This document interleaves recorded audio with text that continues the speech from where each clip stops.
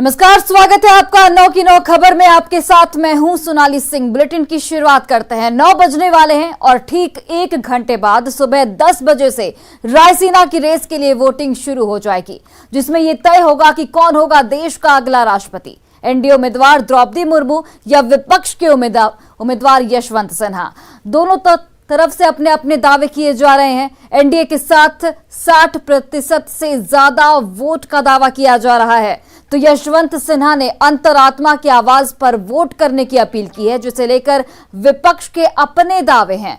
हालांकि वोट समीकरणों को देखा जाए तो द्रौपदी मुर्मू की जीत साफ तौर पर दिखाई दे रही है। तो 10 बजे से वोटिंग की शुरुआत होगी और ये तय हो जाएगा कि आखिर देश का अगला राष्ट्रपति कौन होगा। राष्ट्रपति चुनाव के लिए वोटिंग आज है। सुबह 10 बजे से इसकी शुरुआत होगी। रायसीना की रेस को लेकर अहम बैठक की गई। संसद भवन में एनडीए नेताओं ने बैठक की। एनडीए की उम्मीदवार द्रौपदी मुर्मू और विपक्ष के उम्मीदवार यशवंत सिन्हा के बीच मुकाबला है। 60% वोट हालांकि द्रौपदी मुर्मू की तरफ हैं और ये साफ तौर पर कहा जा सकता है कि लगभग द्रौपदी मुर्मू की जीत तय मानी जा रही है।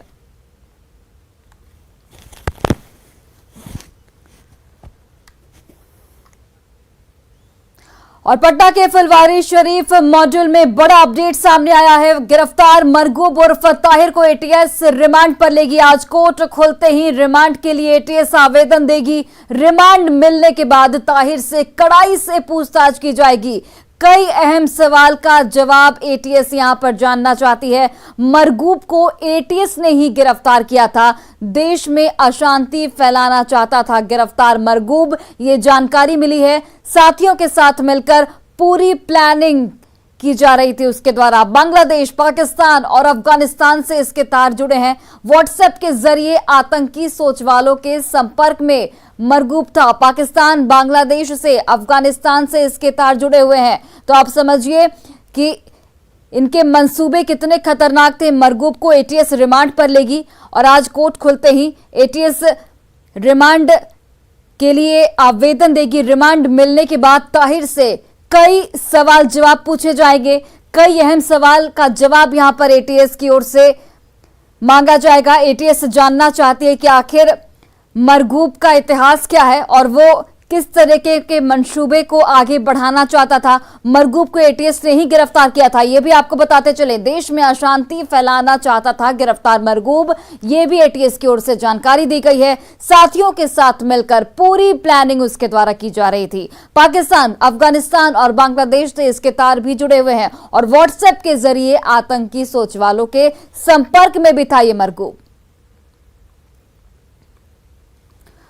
तो देखिए तस्वीरें आपके टीवी स्क्रीन पर, यही वो शख्स है जिससे एटीएस पूछताछ करेगी। एटीएस उसे रिमांड पर लेने की तैयारी में है और आज कोर्ट खुलते ही एटीएस आवेदन देगी। कोर्ट रिमांड के लिए आवेदन दिया जाएगा उनके द्वारा। मरगूब को एटीएस ने ही गिरफ्तार किया था। साथियों के साथ मिलकर पूरी प्लानिंग की जा रही थी। व्हाट्सएप के जरिए मरगूब जो है वो संपर्क में था कई लोगों के। भारत को इस्लामिक स्टेट बनाने की कोशिश से जुड़े पीएफआई और एसडीपीआई मॉड्यूल के खुलासे के बाद हर रोज नए चेहरे सामने आ रहे हैं, लेकिन एसडीपीआई अभी भी मानने को तैयार नहीं है कि एसडीपीआई के प्रदेश सचिव का कहना है कि यह सब निराधार बात है और वास्तविक से इसका कोई संबंध नहीं है, कोई लेना देना नहीं है। वास्तविकता से कोई संबंध नहीं, काल्पनिक बात है। 2047 कोई हमारा मॉड्यूल नहीं है। हम पॉलिटिकल पार्टी हैं, जैसे अन्य पॉलिटिकल पार्टीज काम करती हैं, हम उसी तरह काम कर रहे हैं। उसी तरह हमारे सदस्य बन रहे हैं, उसी तरह हमारे कैडर सर मेंबर्स बन रहे हैं। हम लोग इलेक्शन फाइट करते हैं और हम संविधान पे विश्वास रखते हैं। बिहार में पीएफआई और एसडीपीआई के प्लान 2047 को लेकर पूरे बिहार में हर कंप है। ये कटिहार जिला के हसनगंज थाना है और इस थाना क्षेत्र का इसलिए जो रेड हो रहा है, यहाँ कनेक्शन इसीलिए महत्वपूर्ण है क्योंकि एसडीपीआई के और पीएफआई के कई बड़े नेताओं के जो आवास स्थल है इसी थाना क्षेत्र से जुड़ा हुआ है। हालांकि अब तक यहाँ इस थाना क्षेत्र में जो पीएफआई और एसडीपीआई के बड़े नेता हैं उन लोग के आवास पर छापेमारी नहीं हुए, लेकिन हो सकता है कि आने वाले समय में एक बड़ी कार्रवाई कटिहार के इस थाना क्षेत्र से दिखने को मिले। सुब्रत, न्यूज़ 18 कटिहार। और केंद्र सरकार के अलर्ट के बाद आपको एक और बड़ी खबर बताते चले सीवान से, जहां पर कैदी की मौत के बाद जोरदार हंगामा हुआ है। सदर अस्पताल गेट के पास जाम लगाया गया है। भीड़ ने एक पुलिसकर्मी को यहां पर पीटा है। मंडल कारा में कैदी वाल्मीकि यादव बंद था और इलाज के दौरान कैदी की मौत हो जाती है, जिसे लेकर इस वक्त हंगामा बरपा हुआ है। 12 जुलाई को कैदी की गिरफ्तारी की गई थी। जीबी नगर पुलिस ने गिरफ्तार किया था। तो बड़ी जानकारी, बड़ी खबर आपको बता रहे हैं सिवान से, जहां पर कैदी की मौत के बाद हंगामा हुआ है। सदर अस्पताल गेट के पास जाम अभी इस वक्त देखा जा रहा है। भीड़ ने एक पुलिसकर्मी को भी यहां पर पीटा है। मंडलकारा में कैदी वाल्मीकि यादव बंद था और इलाज के दौरान कैदी की मौत हो गई।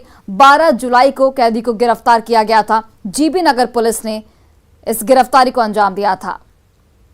तो बड़ी खबर आपको बता रहे हैं सिवान से, जहां पर एक कैदी की मौत के बाद हंगामा शुरू हो गया है। भीड़ ने एक पुलिसकर्मी को भी यहां पर पीट दिया है। इलाज के दौरान कैदी की मौत हुई थी।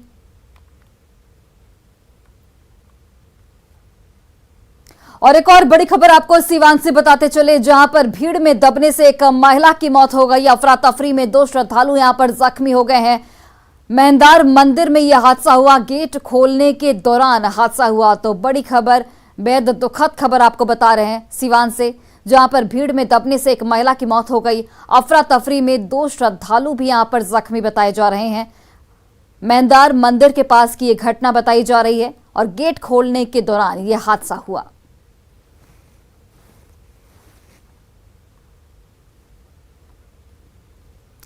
केंद्र सरकार के अलर्ट के बाद बिहार में कांवरियों की सुरक्षा बढ़ा दी गई है। सुल्तान के अजगैबीनाथ से लेकर बाबा बैद्यनाथ के रास्ते तक हर जगह भारी संख्या में पुलिस की तैनाती की गई है। आज सावन का पहला सोमवार है, जिसे लेकर ट्रेनों में भी पुलिस कांवरियों की सुरक्षा को लेकर बेहद चौकस है।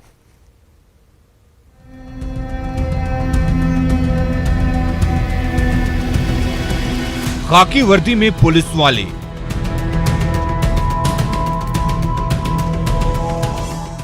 नीली वर्दी में पुलिस वाले, चौक चौराहों पर पुलिस वाले और सीसीटीवी से भी भीड़ पर नजर बनाए हुए हैं पुलिस वाले। ये भागलपुर के सुल्तानगंज की तस्वीर है, जहां केंद्र सरकार के अलर्ट और फिर पुलिस मुख्यालय के निर्देश के बाद कांवरियों की सुरक्षा को लेकर पुलिस चौकस है। खुद एसएसपी बाबूराम भी जमीन पर उतरकर सुरक्षा पर नजर बनाए हुए हैं। सहायक थाना बनाया गया है, नियंत्रण कक्ष बनाया गया है, ताकि 24 घंटे यहां पर नजर रखी जा सके और ज्यादा भीड़ भाड़ होने पे उसको स्ट्रीमलाइन कराया जा सके। कांवरियों की सुरक्षा के लिए बिहार पुलिस मुख्यालय ने हर जिलों के एसपी को कांवरिया पथ के साथ साथ स्थानीय शिवालयों की सुरक्षा बढ़ाने का भी निर्देश दिया है, जिसके लिए विशेष सशस्त्र पुलिस बल के 7000 अतिरिक्त जवानों की तैनाती की गई। रेल जिला पुलिस को भी अतिरिक्त बल उपलब्ध कराया गया, खासकर जमालपुर रेल जिला को अतिरिक्त बल उपलब्ध कराया गया। सबसे ज़्यादा भीड़ वहीं पर होती है। जिलों में जो इसके अलावा अंदरूनी बल उपलब्ध है, उससे उस जिले के जो मुख्य मंदिर हैं जहां पर ये श्रावणी मेला चलेगा, उसका डेपुटेशन किया गया है। कांवरियों की सुरक्षा के लिए रेलवे स्टेशन और ट्रेनों में खास इंतजाम किए गए हैं, ताकि भोले के भक्तों के खिलाफ किसी की भी नापाक साजिश कामयाब ना हो सके। भागलपुर से विकास कुमार सिंह के साथ अमित कुमार, न्यूज़ 18 पटना।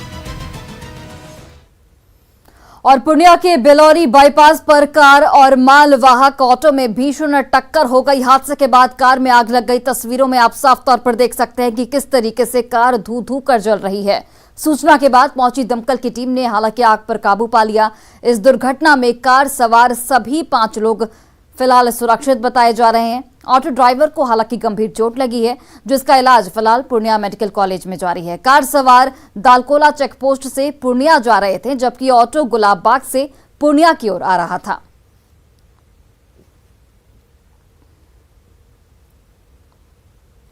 और खबर खगड़िया से है, जहां पर सोशल मीडिया में एक वीडियो वायरल हो रहा है। वीडियो में साफ तौर पर दिख रहा है कि एक युवक ने दोनों हाथों में हथियार है और दूसरे युवक के एक हाथ में हथियार है। दोनों बदमाश हाथ में हथियार लेकर धमकाते नजर आ रहे हैं। वायरल वीडियो मानसी थाना क्षेत्र के रोहियार गांव का बताया जा रहा है। गांव के बेचो यादव और चंद्रशेखर यादव के बीच गैर मजरूआ खास जमीन पर कब्जा को लेकर पिछले कई महीनों से विवाद चल रहा है और इसी विवाद को लेकर एक पक्ष के लोग दूसरे पक्ष के लोगों को हथियार दिखाकर धमकी देते हुए नजर आ रहे हैं। वीडियो वायरल होने के बाद पुलिस फिलहाल एक्शन मोड में दिख रही है और इसी फुटेज के जरिए आगे की कार्रवाई में जुटी हुई है।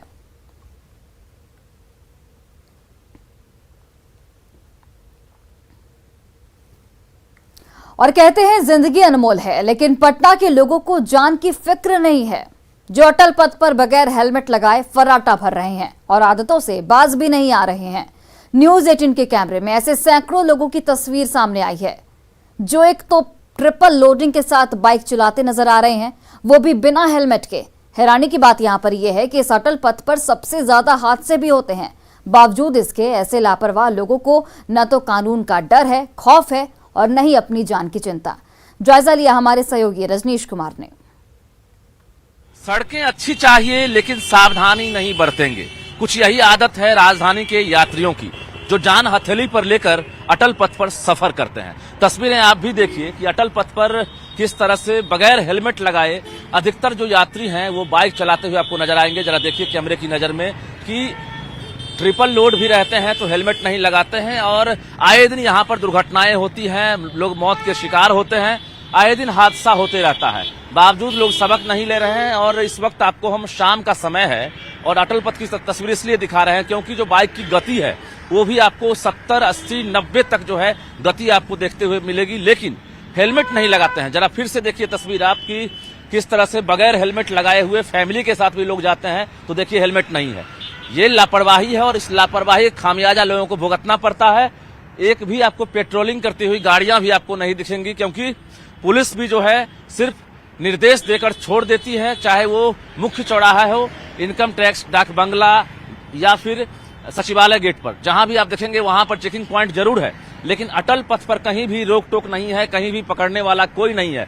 यही वजह है कि खुलेआम लोग जो है बगैर हेलमेट लगाए हुए सफर करते हुए आपको दिख जाएंगे।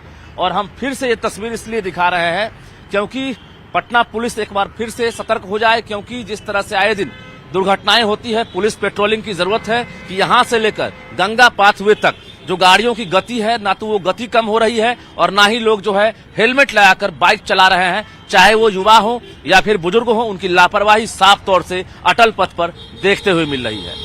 कैमरामैन सुबोध के साथ रजनीश कुमार, न्यूज़ 18 पटना।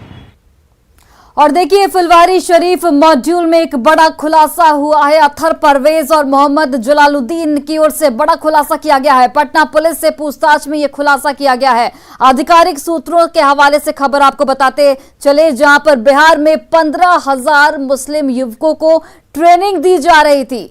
पीएफआई ने हथियार चलाने की ट्रेनिंग दी है और पूर्णिया को मुख्यालय बनाया गया था, यानी सेंटर इसका पूर्णिया था। बेरोजगार और अनपढ़ युवकों को यहां पर टारगेट किया जा रहा था, उनका ब्रेन वॉश किया जा रहा था और इसके जरिए उन्हें तमाम तरह की ट्रेनिंग दी जा रही थी। 15,000 मुस्लिम युवकों को ट्रेनिंग दी जा रही थी। पीएफआई ने हथियार चलाने की भी यहां पर ट्रेनिंग दी है। तो ये बड़ा अपडेट, बड़ी जानकारी आपको बता रहे हैं फुलवारी शरीफ मामले को लेकर।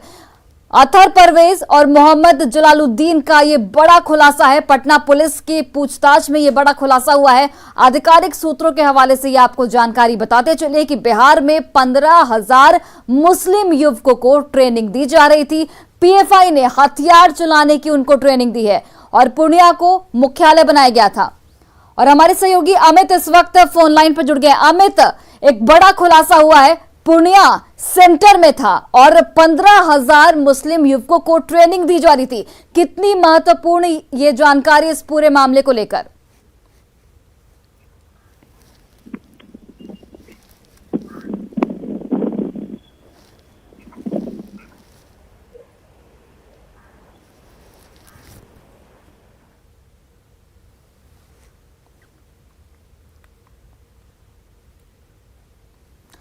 बड़ी खबर आपको बाढ़ से बताते चले, जहां पर पुलिस ने 6 अपराधियों को गिरफ्तार कर अंतर जिला लुटेरा गिरोह का खुलासा किया है। गिरफ्तार अपराधियों के पास से 1,97,000 रुपए कैश के साथ 5 पिस्टल और 10 कारतूस भी बरामद किए गए हैं। पुलिस ने इनके पास से 8 मोबाइल और लूट की एक बाइक भी बरामद की है। ये सभी अपराधी 30 जून को सलीमपुर में पेट्रोल पंप से हुई 50,000 की लूटकांड में शामिल थे और एक बार फिर से ये अपराधी लूट की किसी बड़ी घटना को अंजाम देने की फिराक में थे। गिरफ्तार 6 अपराधियों में 4 वैशाली का रहने वाला बताया जा रहा है, जबकि एक बेगूसराय और एक छपरा का रहने वाला है।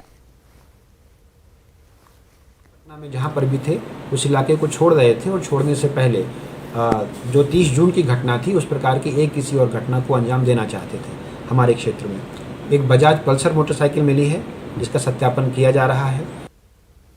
और खबर पटना से, जहां पर बालू लदा हाईवा दीघा थाने में घुस गया। बताया जा रहा है कि हाईवा की रफ्तार इतनी तेज थी और ड्राइवर ने उस पर से संतुलन खो दिया। इसकी वजह से हाईवा थाने के गेट को तोड़ते हुए कैंपस में घुस गया। गनीमत रही कि जिस समय यह हादसा हुआ उस वक्त गेट पर कोई संतरी ड्यूटी पर तैनात नहीं था। घटना के बाद ड्राइवर हाईवा छोड़कर फरार हो चला है।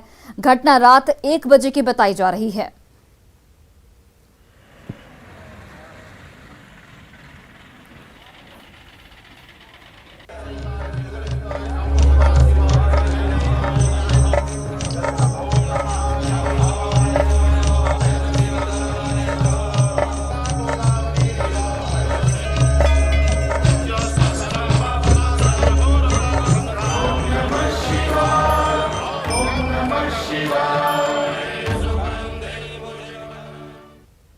सावन की पहली सोमवारी के मौके पर पूरा बिहार झारखंड भगवान भोले की भक्ति में डूबा हुआ है। आप बिहार झारखंड की इन 5 तस्वीरों को देखिए, जिसे देखकर आप समझ सकते हैं कि सोमवार के दिन जलाभिषेक को लेकर भक्तों में कितना उत्साह है। मुजफ्फरपुर, देवघर, बासुकीनाथ, सिंहेश्वर धाम, अशोक धाम, ये वो 5 धामों की तस्वीर आपको दिखा रहे हैं आपकी टीवी स्क्रीन पर। जहां पर देखिए सोमवार के दिन, सावन का आज पहला सोमवार है और आज के दिन भक्तों का जन सैलाब इस वक्त इन सभी मंदिरों में उमड़ा हुआ है। भक्तगण बिल्कुल आस्था के साथ पूजा अर्चना कर रहे हैं और भगवान शिव के जलाभिषेक कर रहे हैं, भगवान शिव का दर्शन कर रहे हैं।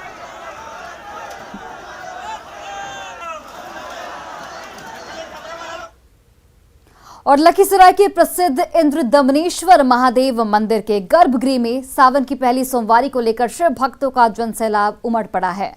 शिव भक्त बाबा भोले का जलाभिषेक कर रहे हैं। पूजा के लिए सुरक्षा के भी यहां पर पुख्ता इंतजाम किए गए हैं। देखिए हमारे सहयोगी राकेश कुमार की रिपोर्ट। सावन की आज पहली सोमवारी और इस वक्त हम मौजूद हैं सुप्रसिद्ध अशोक धाम मंदिर में। आप देख सकते हैं सावन की पहली सोमवारी को लेकर जलाभिषेक करने को लेकर यहाँ पे काफ़ी संख्या में शिव भक्त यहाँ पे पहुँच चुके हैं और लगातार लोग जलाभिषेक में जुटे हैं। अगर भीड़ के मद्देनज़र अगर जिला प्रशासन के तैयारी की अगर बात करें तो काफ़ी संख्या में यहाँ पे पुलिस बल की तैनाती की गई है। CCTV कैमरे से भी यहाँ पे नज़र रखा जा रहा है। सुबह से 4 बजे से ही भीड़ है। जलाभिषेक से क्या जिस कामना से बाबा के लिए जल ढारते हैं उस कामना बाबा पूरा करते हैं और शिव का सावन में बहुत बड़ा महत्व है। बाबा पर जल चढ़ाने के बाद बाबा प्रसन्न होते हैं, खुश होते हैं और जल के भूखे रहते हैं। बाबा जल से ही प्यार देते हैं, सबको आशीर्वाद देते हैं। जो भी प्रमुख जगह हैं वहाँ पे पुलिस पदाधिकारी और ये मजिस्ट्रेट की प्रतिनियुक्ति की गई है। मंदिर परिसर में जो है और बाहर और भीतर दोनों जगह CCTV कैमरे लगाए गए हैं ताकि असामाजिक तत्व जो है कोई उस तरह की जो चेन स्नैचिंग की घटना जो होती है उसको रोकने के लिए व्यवस्था की गई है। उसके अलावा श्रद्धालु को लाइन में खड़ा रहने के लिए शेड की व्यवस्था की गई है, जल की व्यवस्था की गई है। साथ ही साथ जो है आगे भी पार्किंग वुकिंग की व्यवस्था की गई है। हम लोग जमालपुर से हैं। जलाभिषेक कर लिया आपने? हाँ सर। कितने बजे यहाँ पे पहुँचे थे? हम लोग 6:30 बजे पहुँचे थे यहाँ। 2 साल के बाद श्रावणी मेला लगा है, कैसा लग रहा है? बहुत अच्छा लग रहा है सर, इतना भीड़ देख के बहुत अच्छा लग रहा है। नहीं सर, जमालपुर से है। जलाभिषेक कर लिया? हाँ जमालपुर से कर, हाँ कर लिया। 2 साल के बाद श्रावणी मेला लगा है, क्या देख के बहुत अच्छा लग रहा है। अभी अच्छा लग रहा है? हाँ काफ़ी अच्छा लग रहा है, बहुत उत्साहित है आदमी लोग। बहुत उत्साहित है। तो आपने सुना शिव भक्तों में खासा उत्साह देखा जा रहा है। राकेश, न्यूज 18 लखीसराय। अररिया के ठाकुरबाड़ी शिवालय में पहली सोमवारी के मौके पर भक्तों की भारी भीड़ देखी जा रही है। ठाकुरबाड़ी शिवालय के विषय में पंडित कृष्णकांत तिवारी ने बताया कि यहाँ मुस्लिम समुदाय के लोगों की भी आस्था जुड़ी हुई है। बताते चले आपको कि अररिया के सुंदरी मठ, बसैठी शिव मंदिर, फारबिसगंज के बड़ा शिवालय में सुबह से भक्त पहुंच रहे हैं और भगवान शिव का जलाभिषेक कर रहे हैं। अररिया के ठाकुरबाड़ी शिवालय का जायजा लिया हमारे सहयोगी सतीश कुमार ने। सावन की पहली सोमवारी है और अभी हम ठाकुरबाड़ी शिवालय में, तस्वीर में साफ तौर पर देखा जा सकता है कि जो शिव भक्त हैं वो लगातार इस मंदिर में पहुंच रहे हैं और भगवान शिव का जलाभिषेक कर रहे हैं। हम बता दें कि ज़िले में कई महत्वपूर्ण जो शिवालय हैं, जैसे कुर्साकांटा का जो सुंदरी मठ है और रानीगंज बसैठी का जो मंदिर है, इसके अलावा जो फारबिसगंज शहर का जो शिवालय है वहाँ पे लगातार जो भक्त हैं वो पहुँच रहे हैं मंदिर और भगवान शिव का जलाभिषेक कर रहे हैं। सावन की पहली सोमवारी है और साफ तौर पर देखा जा सकता है कि जो शिवालय में किस तरीके से जलाभिषेक किया जा रहा है, उत्साह से परिपूर्ण है यहाँ के जो भक्त हैं। साथ में यहाँ के पंडित जी हैं, उनसे सीधे जानते हैं कि इस बार का क्या महत्व है इस सावन का। बाबा ये बताइए, और कौन सा मंदिर है, क्या इतिहास है? ये अररिया ठाकुरबाड़ी में बाबा अररिया नाथ से मशहूर है, इनका नाम है बाबा अररिया नाथ। और ये अररिया का 4 जो मंदिर है उसमें से एक पुराना स्तुत मंदिर है बाबा अररिया नाथ। और ये मनोकामना पूर्ण हो लिंग है, जिनको शादी विवाह नहीं होती है वहाँ शीघ्र प्राप्त होती है और मनोकामना जो पूर्ण नहीं होता है, इससे खास करके मुस्लिम समुदाय के लोग भी आते हैं जल चढ़ाने के लिए। ये समुदाय के लोग भी आते हैं। जो शिव हैं उनका जो है जलाभिषेक कर रहे हैं। सतीश कुमार, न्यूज़ 18 अररिया।